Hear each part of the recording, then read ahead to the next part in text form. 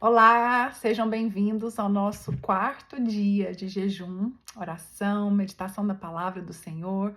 Estamos aí nos preparando para esse tempo de transição. E hoje nós vamos continuar no livro de Josué.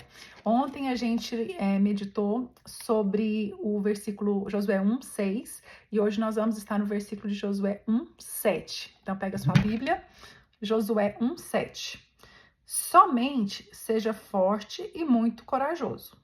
Tenha cuidado de obedecer a toda a lei que o meu servo Moisés ordenou a você. Não se desvie dela, nem para a direita, nem para a esquerda, para que você seja bem-sucedido por onde quer que andar. Então ele começa aqui com o segundo, seja forte e corajoso. Lembra que a gente falou que fala 3 vezes esse seja forte e corajoso? Então no versículo 7 começa com o segundo, seja forte e corajoso. Então o ser forte a gente já viu ontem, né? Quer dizer, ser firme, ser fortalecido interiormente, agarrar-se a algo com muita força, agarrar-se a Deus, né? Então a ideia não é uma força física, mas é uma força interior de agarrar a palavra de Deus, até que ela se torne essa estrutura, até que ela se torne essa força dentro de você. Então esse é o ser forte. E o corajoso, lembra que a gente falou que ele fala muito corajoso. Então o que quer dizer ser corajoso? Ser audacioso, permanecer firme quando tudo ao redor diz para você volte, volte, você permanece firme. E coragem que cresce quando a pressão aumenta. Então, às vezes o ambiente externo, ele tá te pressionando ainda mais, mas você tá mais resistente, né? Você tá persistindo ali. Então, é a coragem para obedecer, né? Mesmo quando tá difícil, você decide obedecer. Aí agora aqui ele entra com uma nova recomendação. Ele coloca assim, ó. Tenha o cuidado de obedecer a toda a lei que o meu servo Moisés enviou para você. Então ele dá 3 recomendações: ser forte, corajoso, a gente já viu ontem, e aqui ele entra com a terceira: tenha o cuidado de obedecer. Então ser forte, corajoso e obedeça.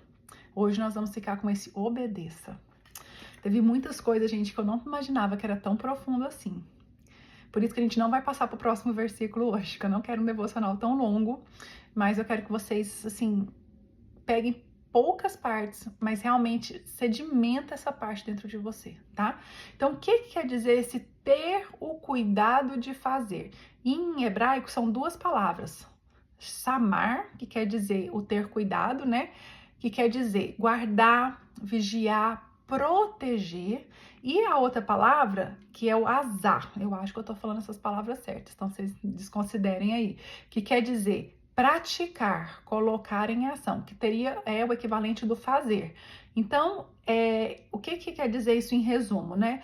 Não é só saber, é agir também, entendeu? É aplicar. Então, ele quer dizer o seguinte: tenha uma vigilância ativa, que é o ter o cuidado, para praticar. Ter o cuidado de fazer. Então, fique vigilante e pratique. Ou seja, não basta conhecer. Precisa vigiar o coração para obedecer. Aqui nós vamos entrar, eu vou terminar de falar sobre esse versículo e quando eu for fazer a correlação com o Novo Testamento, eu vou entrar mais a fundo sobre isso aqui. Mas guarda isso aqui, gente, não basta conhecer a palavra de Deus, a gente precisa praticar. E é isso aqui que ele está falando, a gente vai proteger, mas a gente vai fazer, ter o cuidado de fazer, a gente vai praticar. É isso que faz a diferença. Porque muitas vezes, aqui, gente, nós estamos num devocional para crentes maduros. Eu tenho, acredito que não tenha ninguém aqui que esteja com a gente que não conhece a Bíblia, que não tem uma caminhada com o Senhor aí de algum tempo, meses, anos, às vezes décadas. Então, muitas vezes a gente sabe os textos de cor e salteado, mas isso está sendo verdade na nossa vida, nós estamos aplicando, nós estamos obedecendo o que a Escritura fala. Então, isso aqui é o que nós vamos trabalhar hoje, tá certo? E aí ele continua, não te desvie, né? Então, esse desviar, gente, às vezes a gente acha assim que tem que ser uma coisa muito longe. Mas olha só, se eu desvio, aqui tá o prumo, né? Se eu desvio só um pouquinho aqui, o que vai acontecer lá na frente? Ele fica muito distante. Então, a gente não pode se desviar nem para a direita e nem para a esquerda. O que quer dizer isso? Tem que ser uma obediência exata, gente. A gente tem que obedecer exatamente o que o Senhor está falando. Nem um pouquinho para a direita, nem um pouquinho para a esquerda. Tá certo? Para quê? Ele continua, né? Então, ó, como é que ele coloca aqui, ó? Tenha o cuidado de obedecer a toda a lei que o meu servo Moisés ordenou a você. Não se desvie dela nem para a direita nem para a esquerda. Para quê? Para que você seja bem-sucedido por onde quer que andar. Esse ser bem-sucedido aqui eu achei muito legal. A palavra, ela é sacal. Ai, eu e esse hebraico, gente, orem por mim para esse hebraico. É sacal. Olha só o que significa. Quando eu penso assim, em ser bem-sucedido, a gente, não sei vocês, mas eu automaticamente relaciono muito com dinheiro, né? Ser próspero, uma pessoa próspera financeiramente. E isso também quer dizer ser bem-sucedido, mas aqui ele tem um significado mais amplo. Quer dizer, agir com sabedoria, então é você ser sábio, né? Ter entendimento das coisas, ser próspero, ter êxito guiado por Deus. Deus vai te guiando e você vai tendo êxito nas coisas e avançar com uma direção sobrenatural. Quem aqui quer avançar com uma direção sobrenatural? Eu posso levantar as mãos e os pés, né? Então, não é um sucesso, serás bem-sucedido, não quer dizer um sucesso humano, tá? Ele é essa sabedoria que nasce de Deus e é aplicado na prática, tá bom? Então, esse é o contexto de hoje. Então, seja forte e corajoso, a gente já estudou ontem, obedecer, né? Se esforçar para guardar essa palavra, mas também colocá-la em prática para que a gente seja bem-sucedido. Então, será que a Bíblia, né, o Novo Testamento, será que Jesus falou alguma coisa sobre obedecer? Vamos ver o que Jesus falou? Jesus falou assim, ó, em João 14, 23 e 24. Se alguém me ama, obedecerá a minha palavra. Meu Pai o amará, nós viremos a ele e faremos morada nele. Aquele que não me ama, não obedece às minhas palavras. Essas palavras que vocês estão ouvindo não são minhas, são de meu Pai que me enviou. Então, ou seja, um sinal de que você ama a Deus é quando você obedece à palavra de Deus. Então, se você não está obedecendo, você não vai estar amando ao Senhor. Então, a exteriorização do seu amor por Deus é a obediência à palavra dele, tá? E Jesus também disse no João, no capítulo 15, no verso 10, se vocês obedecerem aos meus mandamentos, permanecerão no meu amor, assim como tenho obedecido aos mandamentos do meu Pai, e em seu amor permaneço. Sabe o que eu acho mais lindo? Quando Jesus fala muito sobre a obediência, né? A palavra de Deus. E ele é o exemplo. Jesus não exige nada de nós que ele não tenha feito. Então, a Bíblia fala, todo momento que Jesus faz alguma coisa, ele fala, eu só faço o que vi meu pai fazendo, estou obedecendo ao meu pai. E isso se repete várias vezes, tá? E em Mateus 7, 24, ele coloca assim, ó, portanto, quem ouve essas minhas palavras e as pratica é como um homem prudente que construiu a sua casa sobre a rocha. Então, ouvir a palavra de Deus e praticar é ser prudente. Aí depois ele continua que quem ouve e não pratica, né? Aquela história de construir a casa na rocha ou construir a casa na areia. Agora eu quero que vocês aqui, então eu trouxe essa contextualização do que a gente está estudando em Josué, com o que Jesus falou, mas eu quero entrar hoje um pouquinho mais fundo no texto de Tiago, que também aborda o mesmo tema, tá? Sobre obedecer a palavra de Deus, né? O ele coloca aqui, ó, tenha o cuidado de obedecer. Então você vai ter zelo pela palavra, mas vai obedecer. Não é só saber, é colocar em prática. Então eu quero ler com vocês Tiago 1, do versículo 22 ao versículo 25. Sejam praticantes da palavra e não apenas ouvintes, enganando vocês mesmos.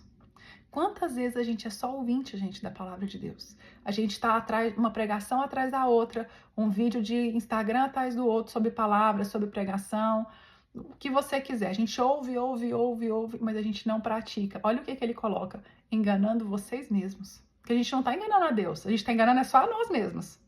Aquele que ouve a palavra, mas não a põe em prática, é semelhante a um homem que olha a sua face num espelho e, depois de olhar para si mesmo, sai e logo esquece a sua aparência.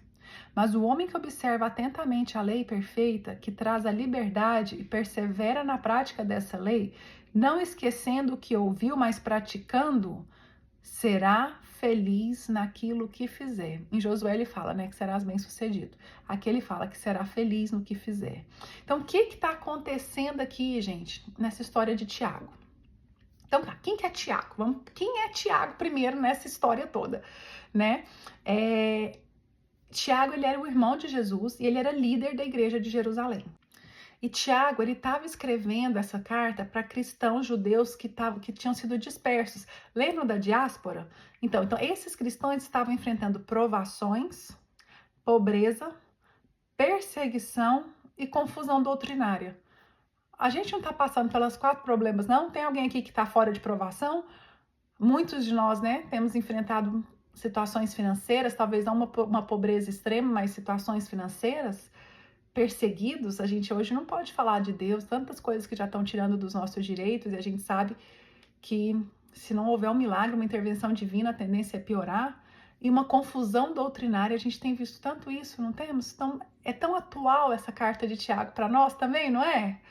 Então, ou seja, o tema dessa carta qual que é? Uma fé prática, uma coerência. Gente, eu amo essa carta de Tiago por causa disso, porque ele nos convida a uma coerência entre a nossa fé e a nossa vida.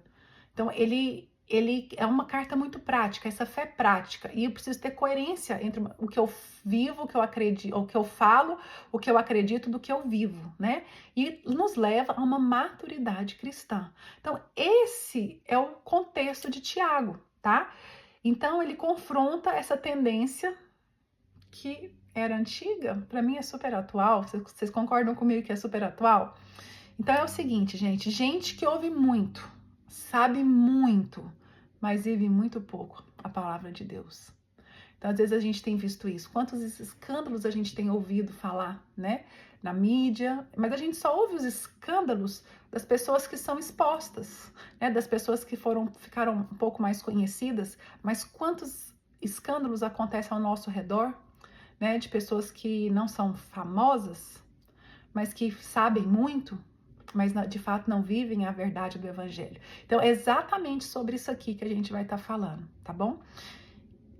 Então, ele começa assim, ó, no verso 22, né? Sejam praticantes da palavra e não apenas ouvintes, enganando a vocês mesmos. Então, o que quer dizer esse praticante? Gente, eu gostei desse negócio de buscar a origem das palavras, sabia? Eu achei isso muito legal.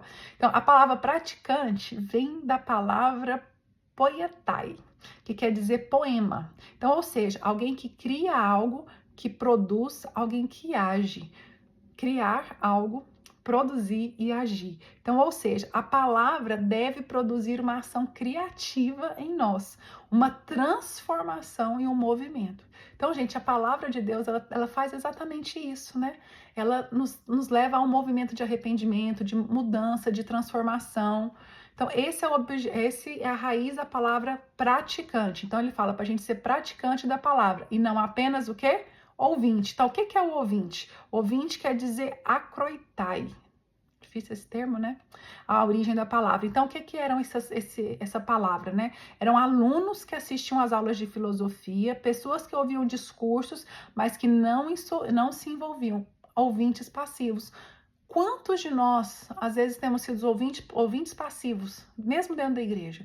A gente vai todo domingo no culto, a gente até faz umas orações aí em casa, faz uma leitura bíblica lá para dar os check no cronograma anual, mas a gente não está praticando, então a gente está sendo o quê? Um ouvinte passivo. E é exatamente isso que Tiago está condenando aqui. Olha, não sejam consumidores. Sejam praticantes, não sejam só consumidores espirituais, mas pratiquem a verdade, pratiquem o que vocês estão aprendendo. Por quê? Porque senão vocês vão estar fazendo o quê? Enganando a vocês mesmos. Esse enganando a vocês mesmos, gente, a palavra é muito difícil. Paralogizomenoi. Nem sei falar essa palavra. Mas essa é a origem, que quer dizer o quê? Enganar-se com raciocínio falso. Chegar a uma conclusão errada, iludir-se, auto-enganar-se. Aqui, para mim, muitos cristãos se encontram nesse lugar. E eu já me encontrei nesse lugar também. Graças a Deus, Deus me tirou desse lugar. Que é aquela pessoa que ouve a palavra, conhece muito, não pratica e vive numa ilusão espiritual, acreditando que tá tudo bem, quando não está. Você acredita que você está indo bem, né? Afinal de contas, você sabe tantos versículos de cor. Quando o pastor começa a citar um versículo lá, você já completa, não é verdade? Então você finge, você está enganando a você mesmo. Você tá iludido, achando que tá tudo bem, quando na verdade não está. Então eu acho que isso é a pior coisa, sabe assim, quando você não sabe o que você está enfrentando, é igual uma doença, quando você não sabe o que você tem, então você vai achando que tá tudo bem. E a hora que vai ver, a coisa já cresceu demais. É diferente de quando você sabe que não tá bem, já identifica o que é e já pode combater aquilo ali. Então esse momento de ficar iludido com alguma situação, ele é muito ruim, muito ruim.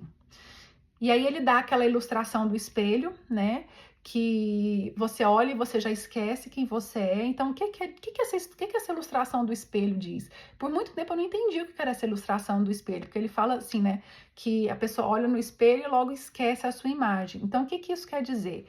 A palavra, quando ela olha ali no espelho, revela a verdadeira identidade dessa pessoa. Então, ela mostra quem Deus diz que você é, aonde você precisa mudar, a verdade sobre o seu coração e a sua natureza espiritual renovada. Então o espelho ele te revela o que está acontecendo. A palavra faz isso com a gente, mas aí você esquece. Ou seja, é viver desconectado da sua identidade revelada, é conhecer verdades espirituais. Você até conhece, mas vive exatamente como antes. E aí, né, eu anotei uns paralelos aqui para facilitar para a gente. Ou seja, você sabe que é filho, mas vive como escravo. Você sabe que é livre, mas vive como uma pessoa presa. Você sabe que é amado, mas vive como uma pessoa rejeitada. Alguém aqui se identifica? Às vezes a gente sabe tanto, né? Foi naquele caso, não sei se eu comentei ontem, estava conversando com uma aluna lá, eu creio que Deus pode fazer tantas coisas, mas não faz comigo. Então ela vê na vida dos outros, mas acha que Deus não vai fazer com ela. Então esse é o problema da gente viver iludido, de ouvir a palavra de Deus e não praticar. Entenderam a consequência prática na nossa vida? E aí ele fala, né? Mas o homem que observa atentamente a lei, então que de fato se envolve, curva diante da palavra, começa a examinar, a estudar cada dia mais, a investigar a fundo, igual nós estamos fazendo aqui nesse jejum, né? Então, eles começam ele que observa atentamente, né? E depois ele vem, a lei perfeita, que observa atentamente a lei perfeita, desculpa. E aí ele faz o quê? Que traz liberdade, né? Então, porque a palavra de Cristo não aprisiona, ela liberta. Nos liberta do quê, gente? O que a palavra de Deus liberta? Quando eu penso da palavra de Deus liberta, eu penso o quê? Às vezes em vícios, ok? Liberta de vícios, mas nos liberta do pecado, né? Também de vícios que nos prendem de pecado. Sabe do que? Da ignorância. Às vezes a gente está ignorante em algumas situações. Então a palavra de Deus nos liberta da ignorância. Nos liberta do quê? Da mentira. Nos liberta do engano. A palavra de Deus nos liberta do engano. Do engano em relação a nós mesmos, em relação a outras circunstâncias ao nosso redor. Nos liberta, sabe do quê? Da nossa velha identidade. Porque nós somos nova criatura em Cristo Jesus. Então, as coisas antigas ficaram para trás, eis que tudo se fez novo. Nos libera, sabe de quê? Da religiosidade. Isso é uma coisa que o Senhor tem falado muito comigo, que é a religiosidade. Às vezes a gente quer colocar o Senhor numa caixa, sabe? E aí eu quero que o Senhor haja dessa forma. Então, se o Senhor não agir comigo dessa forma, não foi o Senhor. Aí às vezes eu caio, sabe o que? No risco de não reconhecer a ação do Senhor, a bênção de Deus na minha vida. E às vezes eu ainda posso fazer uma coisa pior. Como eu coloco o Senhor no meu mapa de mundo e eu quero limitar o Senhor colocando ele nessa caixa, querendo decidir como ele pode ou não agir, às vezes eu posso julgar o que Deus está fazendo como não sendo Deus, só porque não é o que eu esperava ou o que eu entendo dentro do meu limitado mapa de mundo. E aí eu posso julgar errado o próprio movimento de Deus. Além de não reconhecê-lo na minha vida, eu ainda posso condenar o movimento de Deus na vida de outras pessoas. Então a palavra de Deus nos liberta do quê? Da religiosidade. Da religiosidade. Não é... Sabe, a gente precisa ter cuidado, né, com esse espírito de religiosidade, que ele é sutil e às vezes a gente não percebe. E aí, é esse que persevera na prática. O que quer dizer perseverar na prática? Parameno. Nem sei falar isso, parameno. Acho que é isso.